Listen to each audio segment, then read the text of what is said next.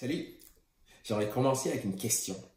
Est-ce que vous savez que l'espérance de vie humaine a doublé dans les 200 dernières années?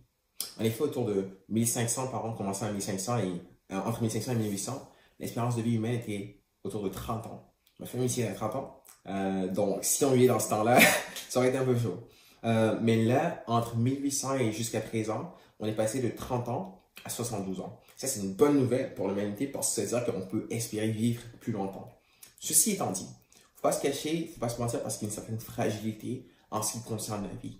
Dans la mesure où je peux sortir de chez moi présentement et faire mes choses et être attrapé par une voiture, ça s'arrête là. Aussi, pour nous, en tant que chrétiens, ou pour les personnes qui ont décidé de suivre Jésus et de marcher avec lui, il y a aussi la réalité que Jésus peut revenir à n'importe quel moment. Et donc, c'est pour ça aussi que la Bible nous enseigne de constamment se tourner vers le paradis, de penser, de mettre notre espoir et dans cette place-là, dans cet endroit-là où on sera avec Dieu sans risque pour l'éternité. Et pendant qu'on est ici sur Terre, Dieu nous permet de faire plusieurs expériences qui sont comme un peu des portes qui nous donnent un aperçu de ce à quoi le paradis va ressembler. Et je suis prêt à m'avancer et à dire très sérieusement que l'une des expériences dont vous et moi, on peut faire partie, ici sur Terre, qui se rapproche le plus du paradis, sont les voyages de service organisés par Hope Worldwide, Hope Volunteer Corps.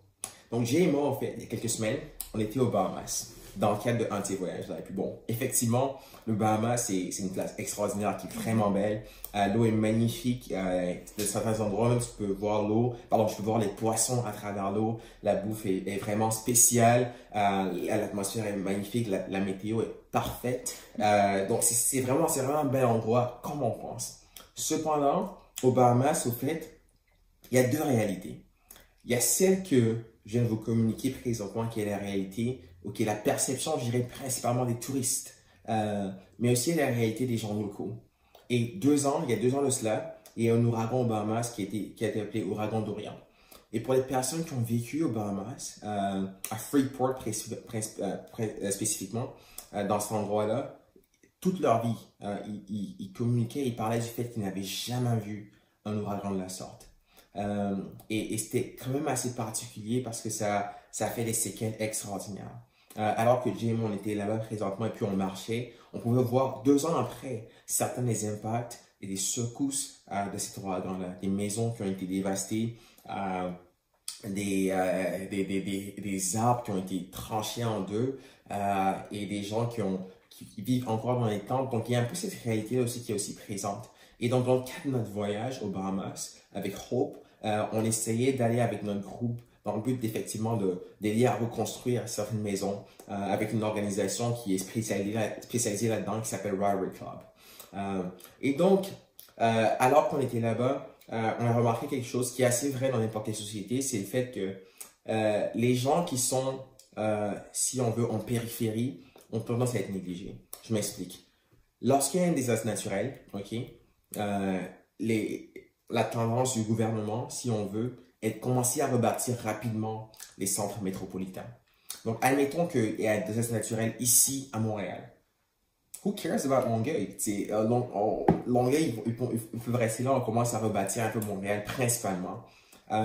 Et c'est un peu ce qu'on a vu au Bahamas. C'est que les endroits où il y avait beaucoup d'activités de business ont été rebâtis, mais les endroits qui étaient en périphérie ont été principalement négligés.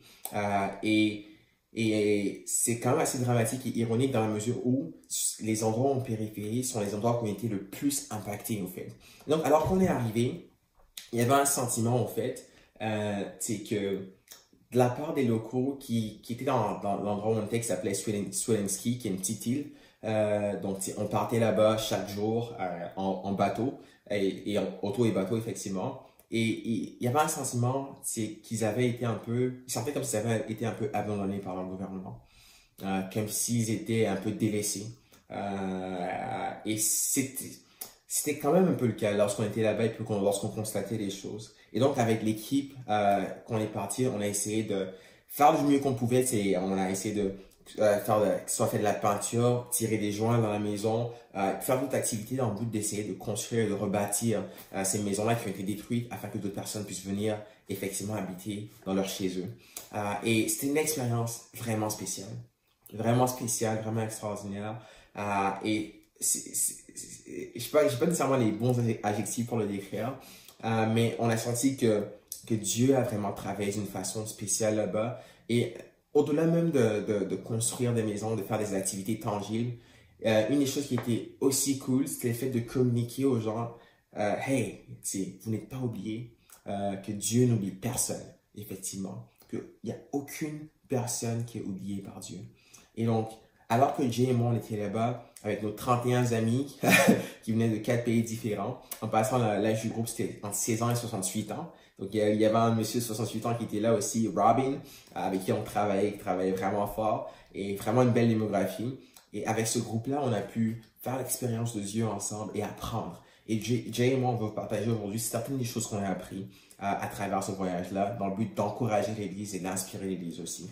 La première des choses que j'aimerais vous partager, c'est la chose suivante. En ce qui concerne notre paix et notre joie en tant que chrétien. Pour garder l'histoire courte, au début de l'été, je me posais beaucoup de questions par rapport à ma foi et par rapport à l'historicité de Jésus, par rapport aux implications du message chrétien. Et alors que je considérais un peu l'ampleur, la profondeur, la largeur de l'appel de Dieu, si on veut, pour les personnes qui décident de le suivre, je me sentais un peu dépassé pour être honnête. Je me disais, waouh, je sens pas que ma vie et à la hauteur de ce à quoi Dieu m'appelle. Donc ça crée un peu, si on veut, un sentiment de culpabilité et puis aussi de l'anxiété souvent. Et donc j'étais dans un mode où je lisais beaucoup, je faisais beaucoup de recherches parce que je voulais des réponses à mes questions. Donc je recherchais beaucoup de choses, je réfléchissais beaucoup et en plus de chercher des réponses, je pense qu'une partie de moi aussi recherchait un peu une certaine paix, une certaine tranquillité, une certaine joie dans le fait de continuer à marcher avec Dieu malgré les difficultés. Et j'ai senti, pardon, que cette joie-là, que Dieu me l'a accordée, si on veut, d'une manière surnaturelle, alors qu'on était aux Bahamas. Et lorsqu'on est revenu, je réfléchissais en arrière et puis j'essayais de comprendre comment, pourquoi, c'est quoi qui a causé ça. Et j'ai pu un peu mettre la main sur certaines choses que je vais vous partager, qui s'appliquent à nous ici à Montréal, en ce qui concerne comment on peut garder notre paix et notre joie alors qu'on marche avec Dieu. Et je dirais la chose suivante en ce qui concerne ce point-là. C'est qu'on marche dans la paix et dans la joie en tant que chrétien lorsqu'on décide d'écouter et d'obéir l'Esprit de Dieu. J'aimerais lire le passage de Jean 10, versets 1 à 5. Je suis tourné sur ma Bible, je m'excuse pour ma voix. Jean 10, versets 1 à 5. Ok. Ça dit la chose suivante. C'est Jésus qui parle ici et puis il dit, en vérité, je vous dis, celui qui n'entre pas par la porte dans la bergerie, mais qui entre par ailleurs, est un voleur et un brigand. Mais celui qui entre par la porte est le berger des brebis. Le portier lui ouvre et les brebis entendent sa voix. Il appelle par leur nom et les brebis qui lui appartiennent et il les conduit dehors. Lorsqu'il a fait sortir toutes ses propres brebis, il marche devant elles et les brebis le suivent parce qu'elles connaissent sa voix. Elles ne suivront point l'étranger, mais elles fuiront loin de lui parce qu'elles ne connaissent pas la voix des étrangers. Et je trouve ce passage-là assez intéressant ici parce que une des questions que je me pose souvent, c'est comment entendre, si on veut, la voix de Jésus? Comment discerner la voix de Jésus? Est-ce que c'est même possible de discerner la voix de Jésus, qu'on puisse communiquer avec l'Esprit? Et selon ce que Jésus enseigne ici, absolument. Il dit ici au verset, au verset 3 que les brebis connaissent sa voix. Il dit que les brebis connaissent sa voix. Il dit que les brebis entendent sa voix. Et donc, ça communique que, effectivement, je trouve ça assez rassurant parce que, effectivement, si on est chrétien, qu'on a décidé de marcher avec Dieu, on connaît et on peut entendre la voix de Jésus. Dieu nous communique, il n'est pas un Dieu silencieux, il nous parle. Et la deuxième chose que Jésus mentionne ici, c'est le fait que il parle du fait que non seulement les brebis entendent sa voix et connaissent sa voix. Au verset 4, il dit, lorsqu'il a fait sortir toutes ses propres brebis, il marche devant elles et les brebis le suivent. Donc, il y a deux actions ici. Le fait d'entendre la voix de Dieu, d'entendre la voix de Jésus et de suivre Jésus. Et donc, c'est ça, le fait d'entendre sa voix et d'écouter et de mettre en pratique ce qu'il nous dit. Et je pense qu'il y a un sentiment de paix, de joie qui vient lorsque on décide de faire ça. Lorsqu'on décide effectivement de marcher et de mettre en pratique les principes que Jésus nous demande. Et souvent, on ne se sent pas en paix parce qu'on n'est pas nécessairement en train de marcher sur les principes que Jésus enseigne.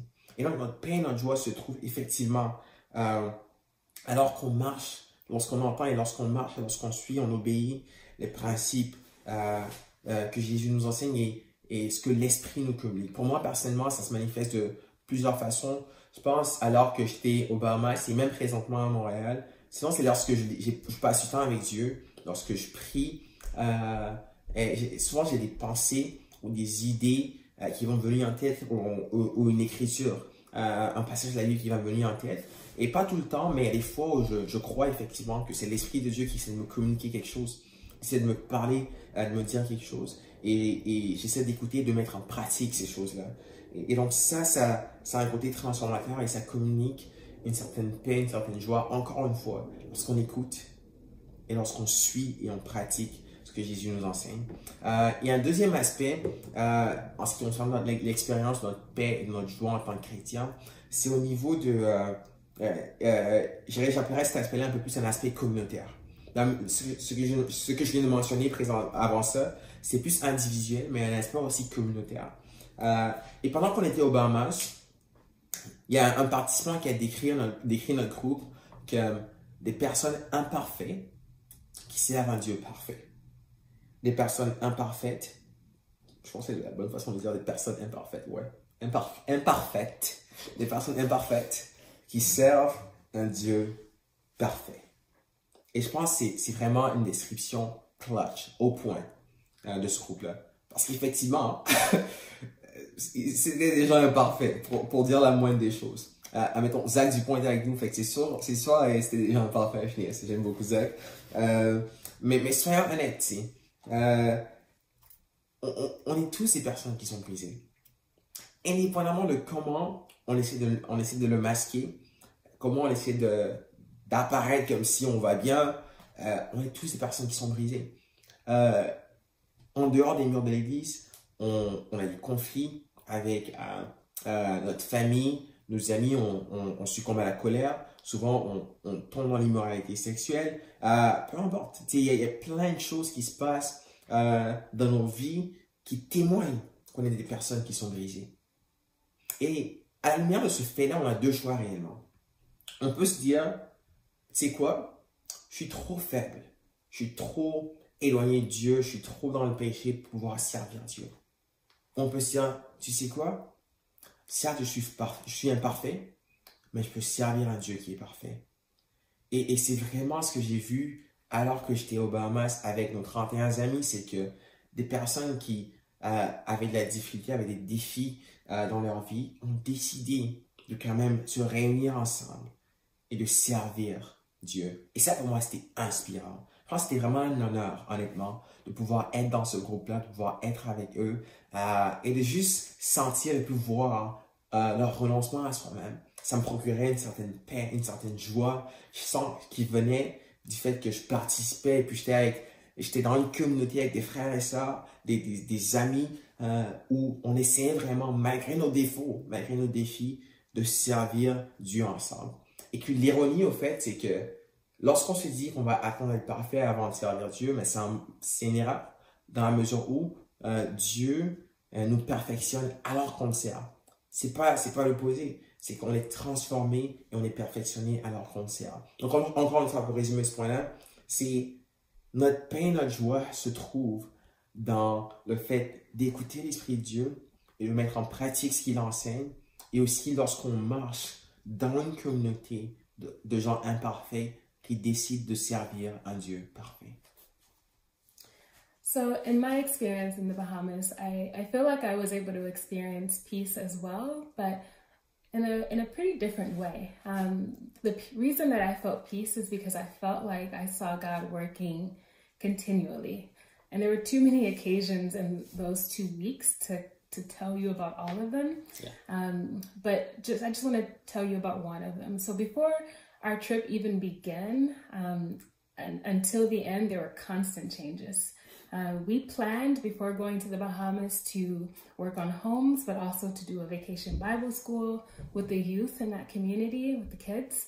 And before we arrived, COVID restrictions changed, and so we could no longer do our vacation Bible school. And so that Sunday, participants were planning to arrive on Monday. So on Sunday, we went to Sweetingski to walk around, to talk to people in the community who were living there, to see what kind of needs they had and where we could offer our help now that we had even more hands than we planned to do that work. And so as we were talking to people, we started to see that there were a lot of needs, like a lot, but most people didn't really have supplies. And so we were bringing a lot of hands, but also we had a lot of unskilled hands, like people who didn't really know what they were doing and were coming to learn as much as they were coming to give and to serve. And so that day, we kind of came home with, or at least I came home with this idea in my mind that, okay, we have a lot to do and I have no idea how it's going to happen. Like I don't understand. And for me, I know kind of maybe at a more intellectual level that I can trust God, and I trusted him. Like I knew that God would see us through. He would make things happen and he would figure it out. But what I realized is that I tend to have this trust that is more of an anxious trust. And it goes something like this, like, okay, God, like, here is the issue, here is the problem. And I have this question, like, how is this going to work? And as I'm asking this question, I'm also in the back of my mind thinking of different options. I'm like, okay, so if people come, they can paint this house, maybe they can move rubble over here, maybe they can do X, Y, and Z. Like I'm thinking of options, and oftentimes my tendency in praying and even thinking about these things is to say, God, I trust you, but I have a couple options that you could take. Which one are we gonna go with? That's kind of how I tend to operate, which I realize now, is with this trust that is anxious, not a pure trust in God. And so it was, I think maybe by day 3, you know, the participants arrived on that Monday. On Tuesday, we went to the community for the first time. And then day 3 was the second day that we were working on houses. But by then, there were so many occasions where I had questions and I didn't really have answers. But God saw everything through, and he even provided the people that we needed with the messages that we needed. Like anytime, there were several times when Nate and I would have a conversation about something, like a concern that we had.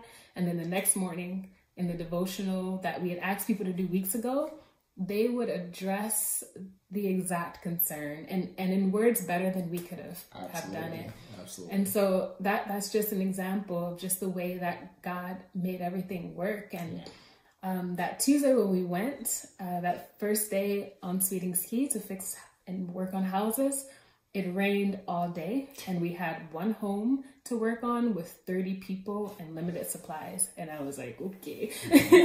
And then on Wednesday, we had a second home to work on. On Thursday, we had a third home to work on. And it just like, it just made sense. God worked it out. And I feel like by day 3, day 4, I was able to just fully trust God and to know that like, God has given me roles to do and he wants me to do them, and then he will take care of everything else.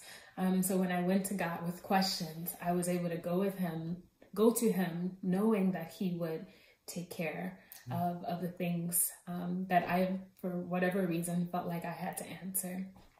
The second thing that I wanted to share was more about how we worked. And let's go back to day 3 when we were working on this second house. Our goal was to paint, and we had to paint the whole house, two coats. We ended up doing 3 actually. But it was on day 3 that, you know, my role in painting this house was to paint the ceiling. Like I spent several hours that afternoon painting the ceiling, and I was focused and I was proud of my work when I was done. I felt like I had done a really good job painting the ceiling, honestly. But on the bus ride home, which was an hour and a half, I started to think about my day and question myself. Like, was I working or was I serving? I don't know where that question came from, but I mean, probably from God. But I asked myself that question because I felt like there was something missing. And that evening in D group, I was talking to 2 sisters, and we started talking about how admirable Jesus was when he could just take his time, even though he was on his way somewhere, he had a mission, he had a plan, he had something to do, he could still stop and take his time to give his attention to the people who were right in front of him. Right. And I feel like that's what I lacked that day. That's what I did not do. I did not really intentionally engage with any of the participants that were right in front of me. So I felt like I wasn't serving really. I was just working. And so the next day I really made it a point to be inspired by who Jesus is and what he's shown us. And so, yeah, I just took time while I was painting the ceiling, because I have to apply the second coat, to talk to the people who are around me, the participants themselves. And I ended up having a lunch with where I was talking to one person who just needed someone to listen to.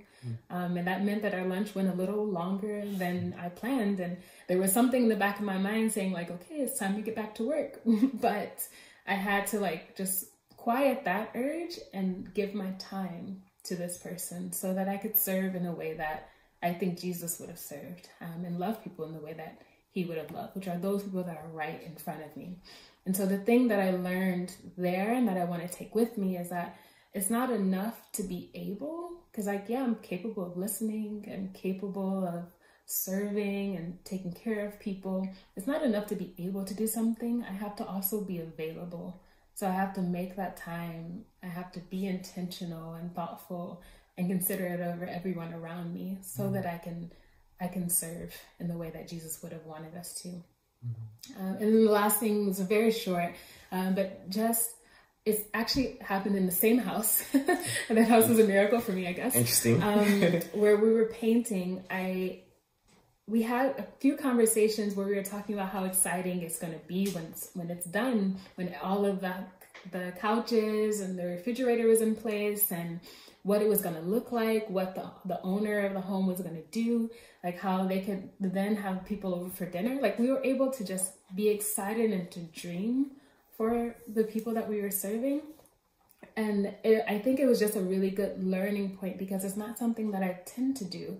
And I think that as I'm serving people, the work is hard, as we all know, not just physical labor, but mental labor, heart labor. Like we do a lot of work for people, and it's really hard.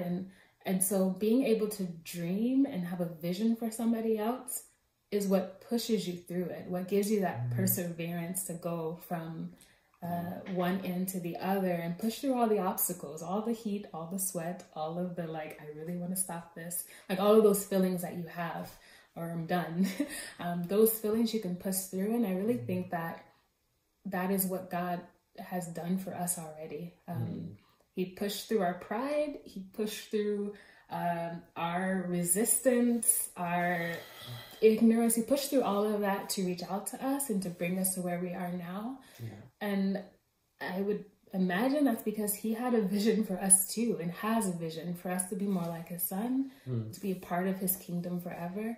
And so if I'm able to take that and have a vision for not just my brothers and sisters, but for the homeless person that I'm walking across, or the coworker at my job who is like pursuing success in her own way, if I can have that vision for them, then maybe I can push past a little bit more of the feelings, the resistance, the things in my heart that would stop me otherwise.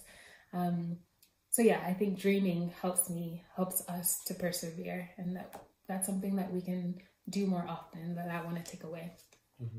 Une des choses que j'ai à partager que j'ai trouvé vraiment inspirant, c'est l'idée que avoir une vision, rêver pour quelqu'un, ça peut nous permettre de passer à travers les obstacles, soit physiques, émotionnels, qu'on vit alors qu'on essaie de servir cette personne. Je trouve que c'est vraiment, vraiment cool, et c'est vraiment un très bon point inspirant aussi.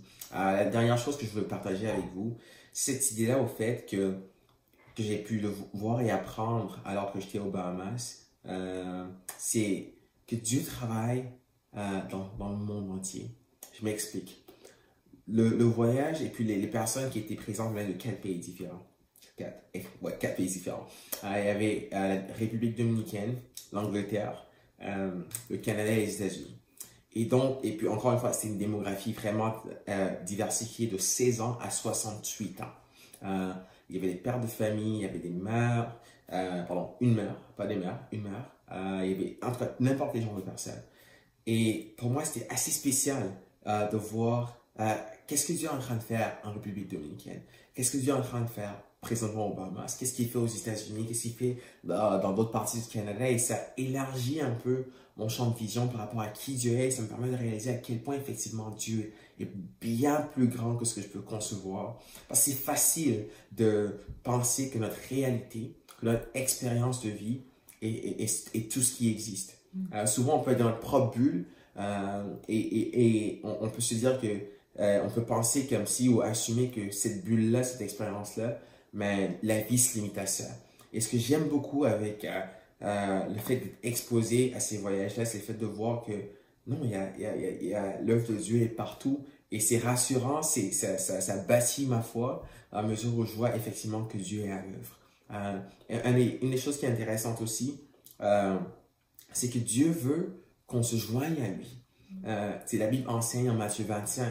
Je peux lire le passage, mais la parabole où Jésus parle de prendre soin de ce que Jésus appelle d'un de ses plus petits frères. Et il fait référence aux personnes qui sont en train de qui souffrent, aux personnes qui sont, si on veut, en périphérie, comme on disait, les personnes qui sont un peu délaissées. Et il parle du fait que ses disciples sont les personnes qui le suivent réellement, sont les gens qui ont nourri, qui ont donné de l'eau, qui ont hébergé ce genre de personnes-là. Et donc Dieu veut qu'on le joigne dans cette œuvre-là qu'il fait à travers le monde. Et souvent on peut penser, ah non, on n'a pas nécessairement besoin d'aller aux Bahamas ou je sais pas moi, ou aux États-Unis ou en Haïti ou peu importe, afin de pouvoir servir Dieu. Il y a des besoins à Montréal. C'est vrai qu'il y a des besoins à Montréal, mais ce raisonnement-là, je dirais, est un peu, je vais le dire comme ça, je pense que c'est erroné. Dans la mesure où on pense de manière exclusive, on se dit c'est soit Montréal ou c'est soit X ou Y. Quand Dieu, lui, il pense de manière inclusive, il pense au monde entier. Admettons que vous et moi, on a un fils ou une fille ou un enfant qui se trouve au Brésil, indépendant, ou je sais pas moi, en Turquie.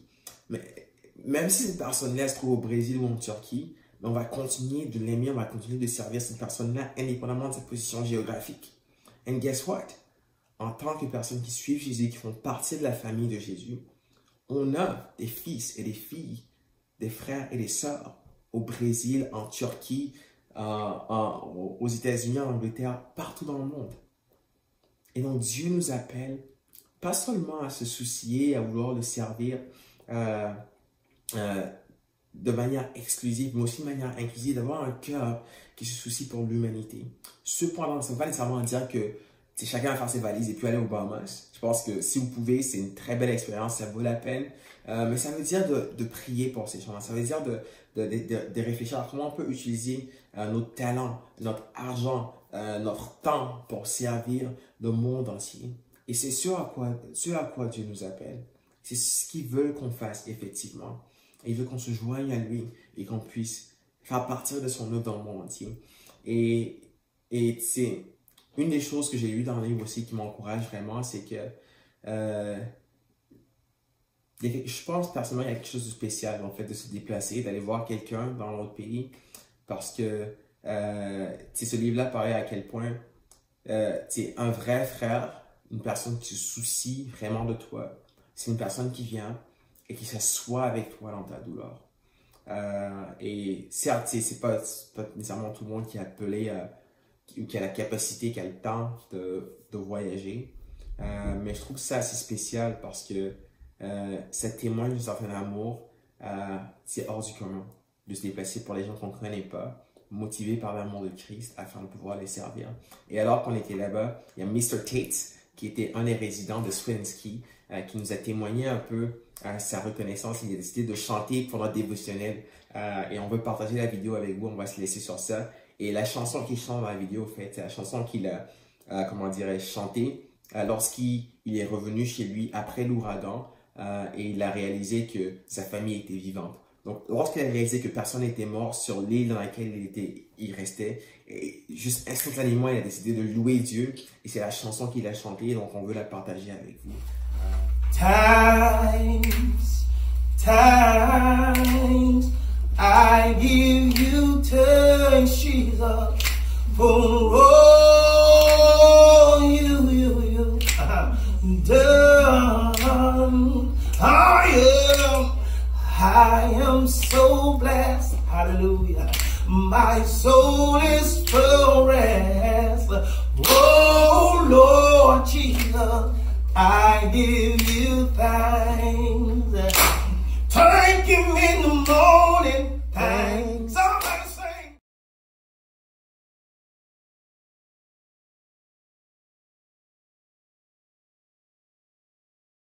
Je louerai l'Éternel de tout mon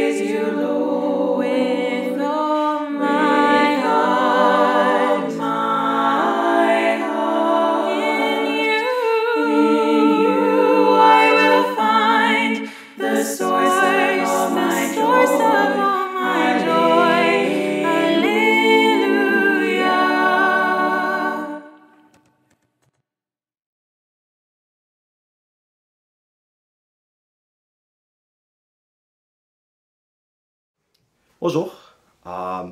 Merci Nate et Ginea pour le message.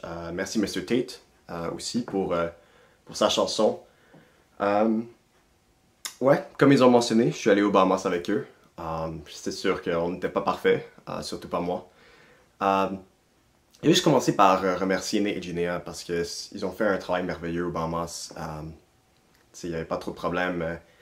On a éventuellement trouvé des outils. On est allé au magasin plusieurs fois et il y avait plein de choses qui se sont passées, mais tout s'est passé vraiment bien. On a fait beaucoup de travail. Donc merci à eux. J'ai vraiment aimé ce que Jenny a dit par rapport à faire confiance à Dieu, parce que c'est vrai que malgré le fait qu'il n'y a pas trop eu de travail, on a résolu beaucoup d'affaires, mais on a dû faire confiance à Dieu plusieurs fois. Personnellement, j'ai eu beaucoup de problèmes à me rendre aux Bahamas. Non seulement à cause de COVID, mais aussi parce que je suis un mineur, j'ai 17 ans et je volais seul. Donc il y a eu beaucoup de problèmes. Et mes parents qui ont signé des papiers puis pour dire que j'avais le droit, puis c'était super compliqué. Donc, ouais, moi et mes parents ont dû faire confiance à Dieu beaucoup, avant même de me rendre là-bas. Mais j'ai parlé à beaucoup de personnes au voyage qui aussi ont dû faire confiance à Dieu pour des raisons diverses. Il y a une personne aux États-Unis qui a dû elle a dû conduire d'un État à un autre pour aller à un consul pour se faire son passeport ou quelque chose. C'est vraiment compliqué. Donc ouais, il faut juste tout remettre à Dieu plusieurs fois. Surtout quand on était là-bas, il y avait aussi COVID a compliqué notre travail plusieurs fois. On avait quand on est allé, ça avait l'air que les règles allaient dire qu'on devait être à l'intérieur de nos chambres à 10 heures du soir, mais on allait revenir assez tard, puis on voulait parler avec le monde, donc ça allait être vraiment compliqué. Heureusement, les règles ont changé un peu, où ça ne s'appliquait pas exactement comme on le pensait, donc on a pu socialiser le soir et se parler en disciples, mais c'était assez... il fallait tout remettre à Dieu plusieurs fois. Donc pour les annonces, dimanche prochain, service en personne. Si vous voulez vous inscrire, vous devez vous inscrire. Vous devez vous inscrire dans le courriel de Manuel demain. Il y a aussi une soirée de prière vendredi le 10 septembre. Donc ça aussi, si vous voulez vous inscrire, vous devez vous inscrire dans le manuel de Manuel, François Saint-Cyr. Il y a aussi quelques autres annonces, je pense, dans l'annonce. Donc lisez vos courriels. Et voilà.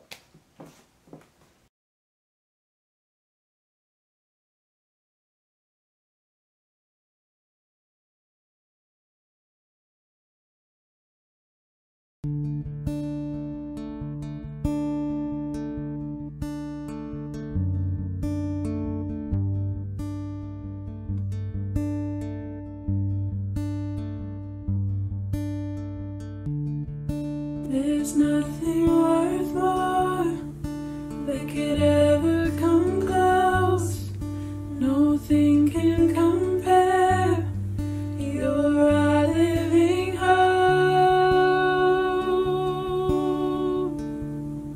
Your presence, Lord.